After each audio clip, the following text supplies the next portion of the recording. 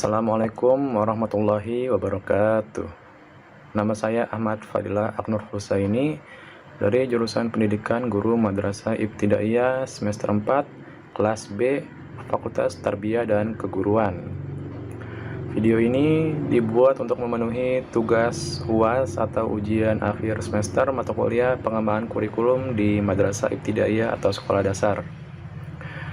Pada video ini saya ingin membahas tentang Permendikbud nomor 57 tahun 2014 tentang kurikulum SD atau MI. Tetapi sebelum itu saya ingin menjelaskan pengertian dari kurikulum terlebih dahulu. Pengertian kurikulum. Kurikulum adalah kumpulan rencana, tujuan, materi pembelajaran, dan bahkan cara mengajar yang digunakan sebagai pedoman oleh pengajar demi tercapainya tujuan akhir pembelajaran. Secara etimologis, kurikulum berasal dari kata yang diambil dari bahasa Yunani, yaitu kurir yang berarti pelari, serta kurer yang artinya tempat berpacu. Istilah ini dahulunya digunakan dalam dunia olahraga. Jika ditinjau dari segi istilah, kata kurikulum dapat diartikan sebagai suatu jarak yang harus ditempuh oleh seorang pelari agar dia bisa mendapatkan medali atau penghargaan lainnya. Kemudian, hal tersebut diadaptasi ke dalam dunia pendidikan menjadi sejumlah mata pelajaran yang harus dipelajari atau ditempuh oleh seorang peserta didik demi mendapatkan ijazah sebagai penghargaannya. Itu dia tadi pengertian dari kurikulum. Sekarang mari kita ke pembahasan yang utama. Oke, inilah yang akan kita bahas di PowerPoint pada kali ini tentang Permendikbud nomor 57 tahun 2014 tentang kurikulum di sekolah dasar atau madrasah ibtidaiyah.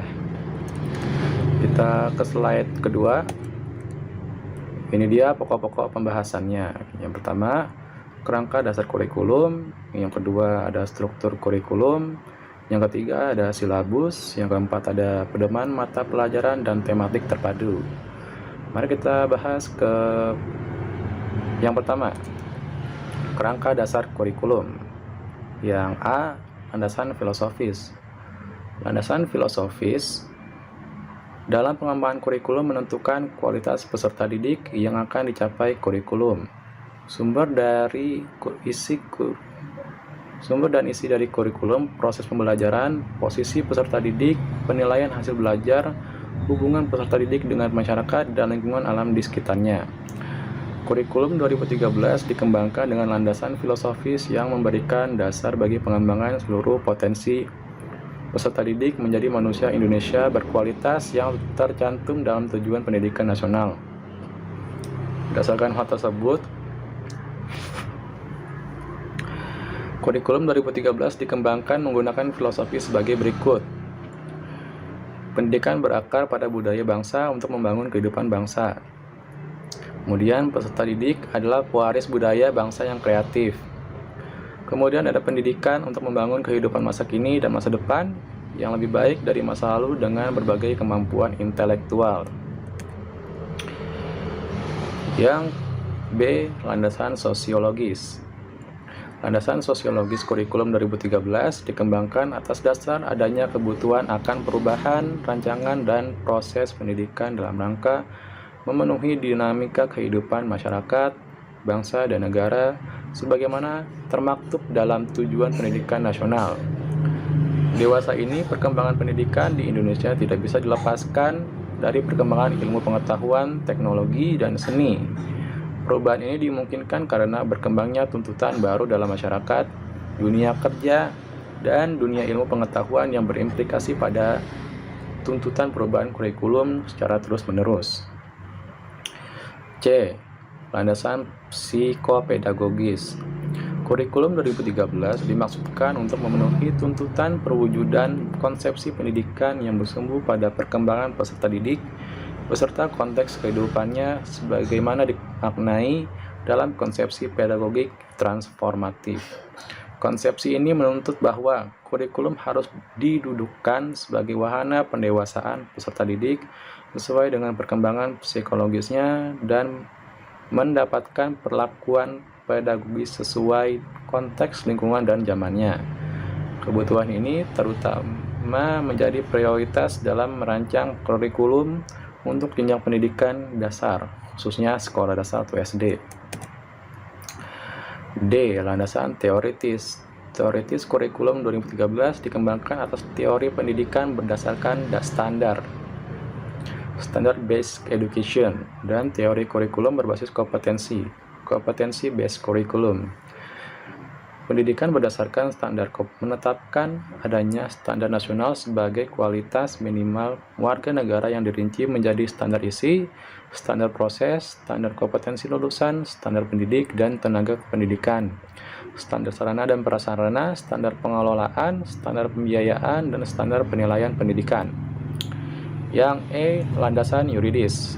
Landasan yuridis kurikulum 2013 adalah Undang-Undang Dasar Negara Republik Indonesia tahun 1945, Undang-Undang Nomor 20 tahun 2003 tentang Sistem Pendidikan Nasional, Undang-Undang Nomor 17 tahun 2005 tentang Rencana Pembangunan Jangka Panjang Nasional, beserta segala ketentuan yang dituangkan Rencana Pembangunan Jangka Menengah Nasional, dan Peraturan Pemerintah Nomor 19 tahun 2005 tentang Standar Nasional Pendidikan, sebagaimana telah diubah dengan Peraturan Pemerintah Nomor 32 Tahun 2013 tentang perubahan atas Peraturan Pemerintah Nomor 19 Tahun 2005 tentang Standar Nasional Pendidikan. Bahasan yang kedua adalah struktur kurikulum. Kita lihat struktur kurikulum di sini ada kompetensi inti, mata pelajaran, beban belajar, muatan pembelajaran, kompetensi dasar. Mari kita ke pembahasan yang pertama. Kompetensi inti. Kompetensi inti adalah kompetensi inti sekolah dasar atau madrasah ibtidaiyah, merupakan tingkat kemampuan untuk mencapai standar kompetensi lulusan SKL yang harus dimiliki oleh seorang peserta didik SD atau MI pada setiap tingkat kelas. Kompetensi inti dirancang untuk setiap kelas atau usia tertentu. Melalui kompetensi inti, sinkronisasi horizontal berbagai kompetensi dasar antar mata pelajaran pada kelas yang sama dapat dijaga. Selain itu, sinkronisasi vertikal berbagai kompetensi dasar pada mata pelajaran yang sama pada kelas yang berbeda dapat dijaga pula. Rumusan kompetensi inti menggunakan notasi sebagai berikut. 1. Kompetensi inti 1 atau KI 1 untuk kompetensi inti sikap spiritual. Yang kedua, kompetensi inti 2 atau KI 2 untuk kompetensi inti sikap sosial. Yang ketiga, kompetensi inti 3 KI 3 untuk kompetensi inti pengetahuan. Dan keempat, kompetensi inti 4 KI 4 untuk kompetensi inti keterampilan. Kemudian mata pelajaran. Struktur kurikulum SD atau MI terdiri atas mata pelajaran umum kelompok A dan mata pelajaran umum kelompok B. Mata pelajaran umum kelompok A merupakan program kurikuler yang bertujuan untuk mengembangkan kompetensi sikap, kompetensi pengetahuan, dan kompetensi keterampilan peserta didik sebagai dasar penguatan kemampuan dalam kehidupan bermasyarakat, berbangsa, dan bernegara. Mata pelajaran umum kelompok B merupakan program kurikuler yang bertujuan untuk mengembangkan kompetensi sikap, kompetensi pengetahuan, dan kompetensi keterampilan peserta didik terkait lingkungan dalam bidang sosial, budaya, dan seni. Khusus untuk MI, dapat ditambah dengan mata pelajaran keagamaan yang diatur oleh Kementerian Agama. Kemudian ada beban belajar. Beban belajar merupakan keseluruhan kegiatan yang harus diikuti peserta didik dalam 1 minggu, 1 semester, dan 1 tahun pelajaran. 1. Beban belajar di SD atau MI dinyatakan dalam jumlah jam pelajaran per minggu. Beban belajar 1 minggu kelas 1 adalah 30 jam pelajaran. Beban belajar 1 minggu kelas 2 adalah 32 jam pelajaran. Beban belajar 1 minggu kelas 3 adalah 34 jam pelajaran. Beban belajar 1 minggu kelas 4, 5, dan 6 adalah 36 pelajaran. 2. Beban belajar di kelas 1, 2, 3, 4, dan 5 adalah satu semester paling sedikit 18 minggu efektif. 3. Beban belajar di kelas 6 pada semester ganjil paling sedikit 18 minggu efektif. 4. Beban belajar di kelas 6 pada semester genap paling sedikit 14 minggu efektif. Kemudian ada muatan pembelajaran. Pelaksanaan kurikulum 2013 pada SD atau MI dilakukan melalui pembelajaran dengan pendekatan tematik terpadu dari kelas 1 sampai kelas 6. Mata pelajaran pendidikan agama dan budi pekerti dikecualikan untuk tidak menggunakan pembelajaran tematik terpadu. Pendekatan yang digunakan mengintegrasikan kompetensi dasar dari berbagai mata pelajaran, yaitu intradisipliner, interdisipliner, multidisipliner, dan transdisipliner. Integrasi intradisipliner dilakukan dengan cara mengintegrasikan dimensi sikap, pengetahuan, dan keterampilan menjadi satu kesatuan yang utuh di setiap mata pelajaran. Integrasi interdisipliner dilakukan dengan menggabungkan kompetensi dasar beberapa mata pelajaran agar terkait satu dengan yang lainnya, sehingga dapat saling memperkuat, menghindari terjadinya tumpang tindih, dan menjaga keselarasan pembelajaran. Integrasi multidisipliner dilakukan tanpa menggabungkan kompetensi dasar tiap mata pelajaran, sehingga tiap mata pelajaran masih memiliki kompetensi dasarnya sendiri. Yang terakhir, integrasi transdisipliner dilakukan dengan mengaitkan berbagai mata pelajaran yang ada dengan permasalahan-permasalahan yang dijumpai di sekitarnya, sehingga pembelajaran menjadi kontekstual.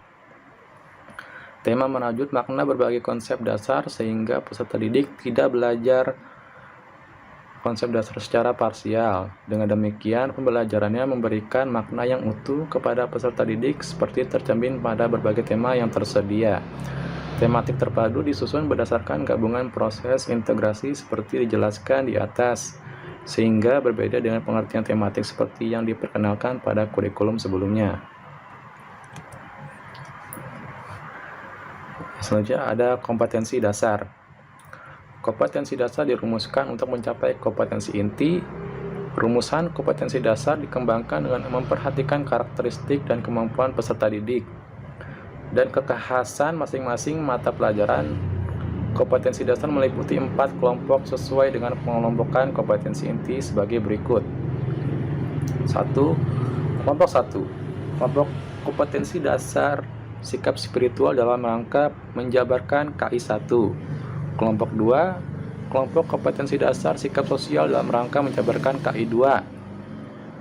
Kelompok kompetensi dasar ketiga adalah kelompok kompetensi dasar pengetahuan dalam rangka menjabarkan KI 3.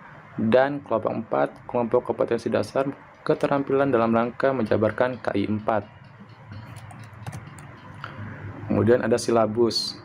Pasal 8. Silabus bagaimana dimaksud dalam pasal 1 ayat 2 huruf C merupakan rencana pembelajaran pada suatu mata pelajaran atau tema pembelajaran tertentu yang mencakup kompetensi inti, kompetensi dasar, materi pembelajaran, kegiatan pembelajaran, penilaian, alokasi waktu, dan sumber belajar.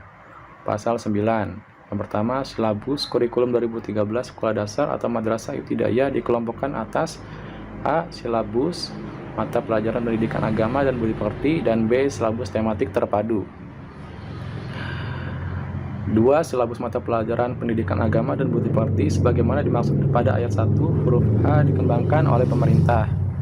Yang ketiga, silabus matematik terpadu sebagaimana dimaksud pada ayat 1 huruf B dikembangkan oleh pemerintah dan dapat diperkaya dengan muatan lokal oleh pemerintah daerah. Yang keempat, silabus sebagaimana dimaksud pada ayat 1 digunakan oleh pendidik sebagai acuan dalam penyusunan rencana pelaksanaan pembelajaran.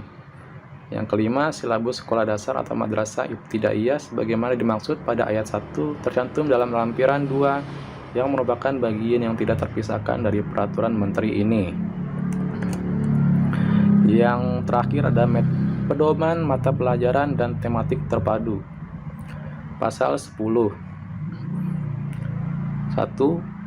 Pedoman mata pelajaran dan pembelajaran tematik terpadu sebagaimana dimaksud dalam pasal 1 ayat 2 huruf D merupakan profil utuh mata pelajaran dan pengembangan muatan mata pelajaran menjadi pembelajaran tematik terpadu yang berisi latar belakang, karakteristik mata pelajaran, pengertian, prinsip, kompetensi inti dan kompetensi dasar mata pelajaran, desain pembelajaran, model pembelajaran, penilaian, media dan sumber belajar, dan peran guru sebagai pengembang budaya sekolah. Yang kedua, pedoman mata pelajaran dan pembelajaran tematik terpadu sebagaimana dimaksud pada ayat 1 dikembangkan oleh pemerintah. Ketiga, pedoman mata pelajaran